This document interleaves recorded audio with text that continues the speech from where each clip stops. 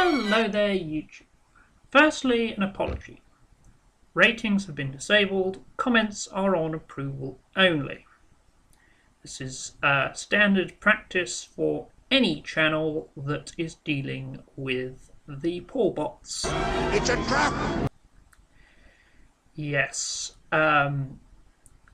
Thanks to Frank for the advice here. Very, very useful. And not only do I have I taken this advice from Frank, but I've got an argument for why the Paulbots shouldn't go anywhere near this video. And that is quite simple. Basically, Darth as a Brush is the business channel for the registered privately owned business as a sole trader in the UK, Kitty Classics. Kitty Classics as a business has a policy: no Paulbots. Yes, I used to say Kitty was all about free speech, and I realised what some idiots want to say, and I thought, nah, better not. Yeah. Anyhow, let's address this little thing. The fact that a politician exists who basically wants to abolish big government to such an extent that you have pretty much no government services at all is just an ideological reaction to the fact that the right-wing press have been dragging up all this propaganda against these services, which cost very little compared with the real drains on budgets. Like, for example, in the US, you have this about 53% of your budget in a military force, most of which isn't used, most of which is actually lying in dry docks and in storage warehouses.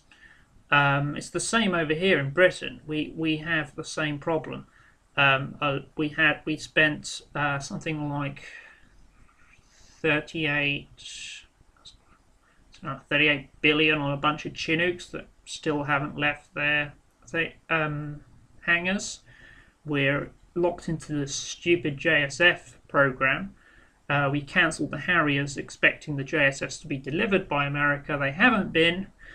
No, so now we've got a big bunch of aircraft carriers with no aircraft on them. Yes. That is the real waste. And if you Paulbots really believe in small government, you'd be campaigning against ridiculous military overspending and not the stuff that people actually need.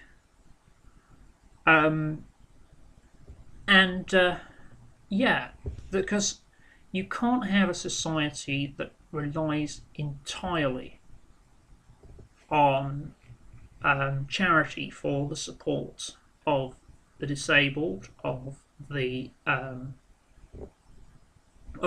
sick, the dying even,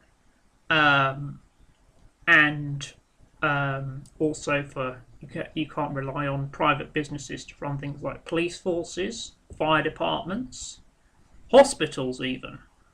You just need to look at the American system to realise that's not working. People are dying every year because of they don't have the money to pay for their treatment. And I'll admit, in the NHS we have a problem with waiting lists, but very few people die on those waiting lists. It's tiny the amount of people who die on waiting lists because of the fact, and if they do die on a waiting list, it's usually because of an unrelated condition. Because of the fact we know how to prioritise. There is a problem with NICE as well, the National Institute for Clinical Excellence, saying that a drug is too expensive for the government to invest in, therefore we're not going to bring it in this country. But that's a pharmaceutical company's problem. They're putting their prices up too high. and that's their problem. And they're a private business that you so much enshrine. I will say, Ron Paul does make the point that America should keep out of all these various wars, and I assume he means he's going to try and cut some military spending there. But the point is, if that's all you're voting for him for, if you're actually a believer in that government has a responsibility to protect its own people, in a real sense, not as in starting random wars, in providing the support that they need, how on earth do you support him for that alone when you know full well he's running on the Republican ticket? The likelihood of him being able to enact any sort of neutrality policy in the current Republican, with the current Republican Party behind him, with the current US civil service, who are the real people in power, pushing a pro-war agenda. Obama's done a bloody good job of trying to keep the hawks at bay, and even he's completely failed in the case of they've ended up in Libya, Afghanistan's been extended, and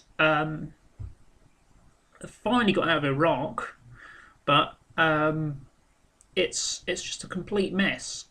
It's because of the fact that, as nice as it would be to have somebody in power who believes in complete neutrality, they're not really in power. They're the front men.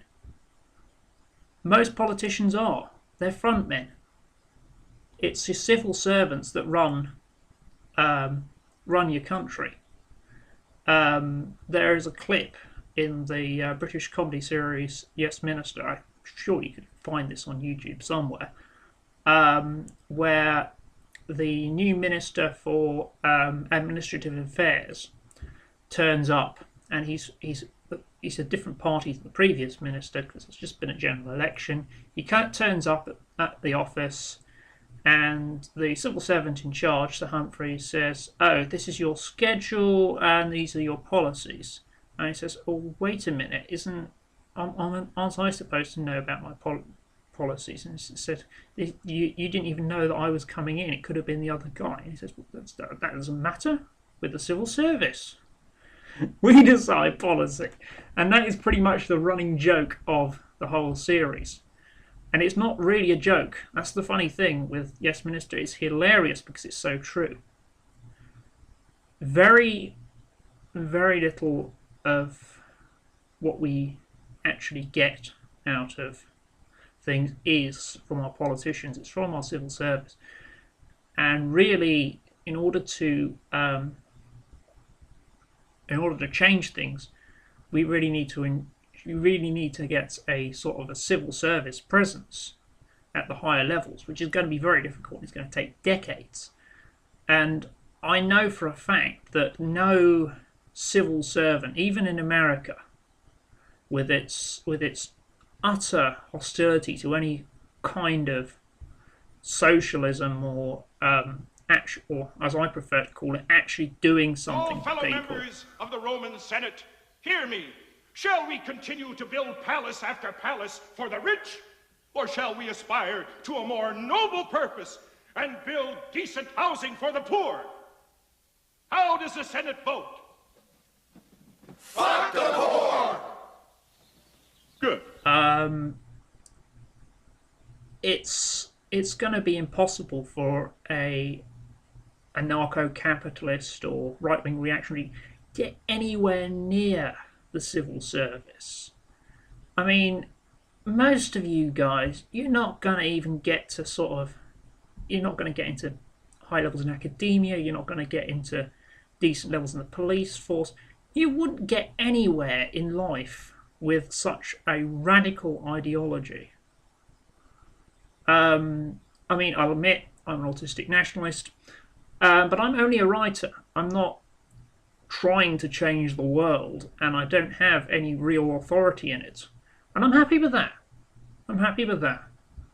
I don't see any reason why I should. world be pretty shitty if I did have any, and I'm going to write a book about that.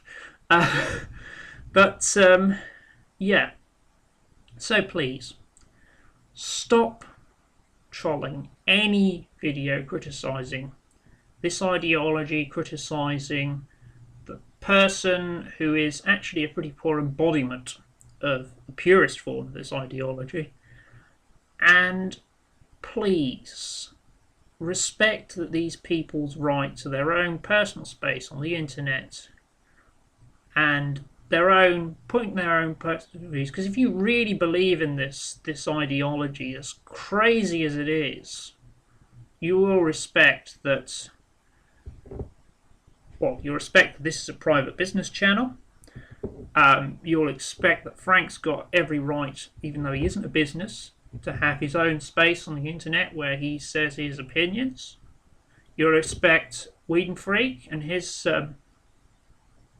right to a space on the internet with reviews. But above all, you'll respect the rights of free expression in all its forms. If you really believe in a world without any kind of controls at all, you'll let anybody speak up, and that's sort of the essential problem with this ideology, is that people are arseholes, myself included. If you do let people have free reign, they're going to disagree with you. Not only are they going to disagree with you, they're going to come up with some really stupid shit. Just type, I don't know, Emendum or a Mighty Wind Ministries into your YouTube search bar. You will find some real fucking nut jobs on this site. I mean, you guys are mild compared with some of the nut jobs on this site. We've got people who want to exterminate all life. We've got religious fundamentalists of all banners. We've got horrible, horrible people with disgusting ideologies. But yeah, YouTube's about free speech. And free speech, they've got their place to say their thing. And maybe that's a good thing, maybe that's a bad thing. I don't know. But that's how things are. And if you're going to, I don't know how you do it, probably checking all the tags. If you're going to go around trolling every single Ron Paul video, you're going to run into a few people who are a lot crazier than you. And believe me, running into crazies on the internet can get very scary. Very scary indeed.